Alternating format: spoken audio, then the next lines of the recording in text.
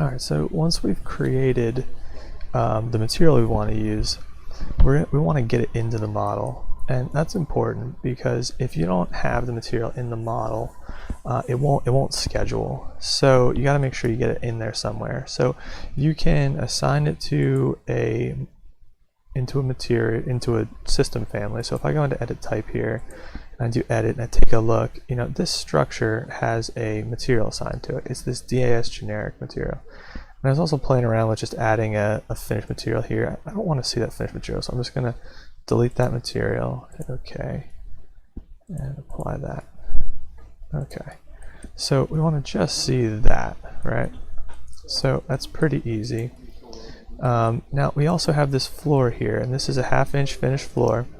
And like I discussed before, you've got this is like sort of a 6-inch structural slab, and it starts at the floor level and goes down, and then this is set up from that finished floor.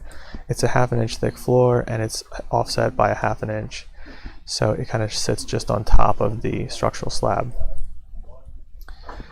So, and then I kind of took the outline of this, the boundary of it, and I snapped it to the walls that bounded it, so that you can kind of, if you move the walls, the floor moves with it. That's kind of a nice touch. So in order to get this in here, what I did, I painted this surface. So PT is the hotkey for paint, and it will open up this material browser here, where it's just kind of a limited version of what we were looking at before, and it has all the materials in here. And again, you'll note that things that are marked !DIS, it's stacked to the beginning, which is pretty handy. So that's another reason to kind of use that nomenclature. So the first thing I want to do is kind of strip off the paint that I had on here before, right? And so I can do that from the Modify tab and go over here. Here's paint. Hit this little pull down, hit remove paint, and then pick the material I want to remove. So it kind of just stripped that off, so it's sort of generic again. And I can go back into paint, and now, oops, sorry, go back to paint. I'll bring up the material browser. Let's paint it this clear gray glass, right? So because I'm in just a hidden line view, it's not going to show anything, because glass really doesn't have a kind of material finish, I guess you could say. So instead of that, why don't we do this just sort of standard brick masonry, or maybe even more interesting, let's make it this soldier course of brick. Oops, there we go. So that looks okay. And then the next thing I want to do is tag this material. Now we already have a tag in here, but you can't just do your standard TG hotkey for tag, because that tag by category command, or if you're using the toolbar, it's in here. That's looking for objects, right? So doors, walls, windows. It's not really looking for a material. So in order to tag the material, you have to hit this material tag button here. Alternatively, you're going to be using this constantly if you're doing a material plan. So I would suggest using the keyboard shortcut KS for keyboard shortcuts. If you don't have that, you can find that under the Modify tab. But go in here and search for material tag. There it is right there. And I already have done it, but you can just type right in here. You would click on shortcuts, you'd type, MT, hit assign, and it would kind of put it up in here, and then you've just assigned a hotkey to material tag. So I'm going to type MT. So that looks pretty good. I'm going to switch this to turn the leader off, and I'm going to tag that. And so you can see here, it doesn't know what this material is yet. I want to call this B2. Okay. So here's this soldier course brick. And then let's say I want half of this floor to be soldier course and half of it to be the standard running bond. I know this is kind of a silly example, but you get the idea. So in order to do that, you're going to pick the face you want, and then you are going to go over to the split face command, which is right here. Alternatively, like it shows you right here, you can use the SF hotkey.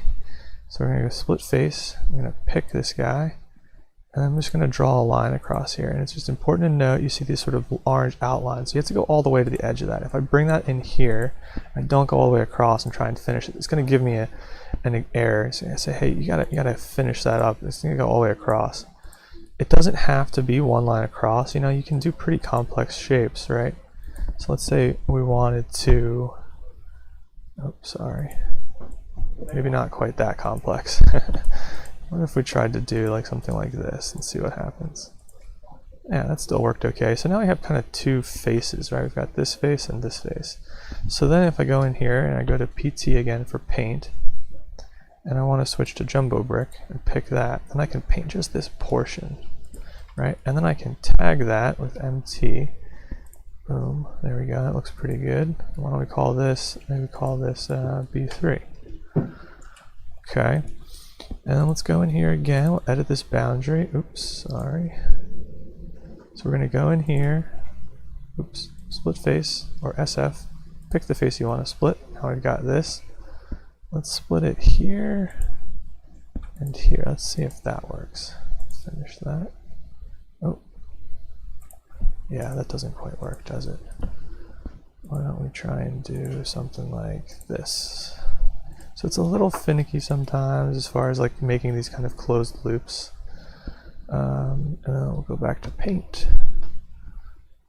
Let's paint this guy just standard brick. And where did you go? Oh, you can see it there. It's split. Let's try and do jumbo brick and see. Let's see what happens here. Okay, well either way it seemed like that went okay. So then if I tag this one here with material MT for material tag, you'd see it already kind of, I had already assigned B1 to this kind of standard brick. And then the last thing you'll note is like I can change, you know, I can take this line and stretch it up. You know, I can align this edge to here and kind of just massage this material as I need. So that's kind of the basics of splitting a face and, you know, doing all the tagging and everything. One thing to note, you unfortunately can't tag things perpendicular.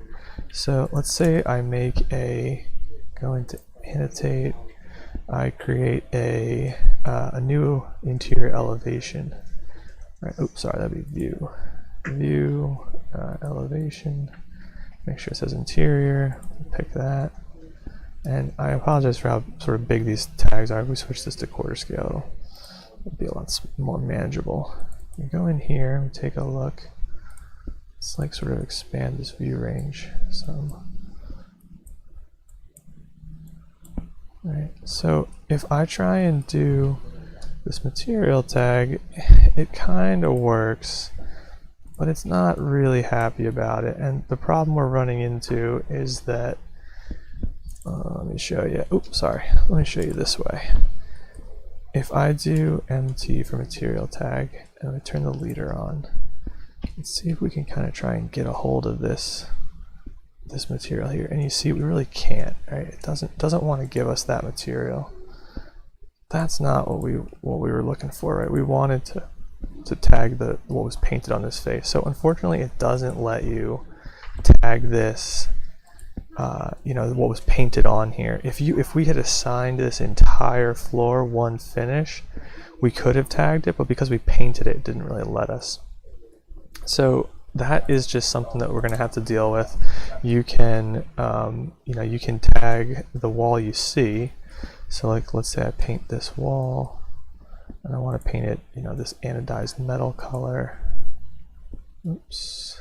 Let's do something with a surface pattern so we can kind of see it. How about concrete? There we go.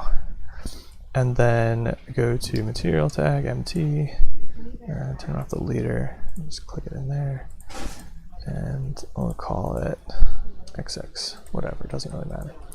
So there you go, you get the kind of the idea, right? So we just painted this on here, and so we can see this material because we're looking at it like at a perpendicular angle. But because we're not really seeing this face right here that we're trying to tag the face of it, we can't really see that, so we can't tag it. So something to keep in mind.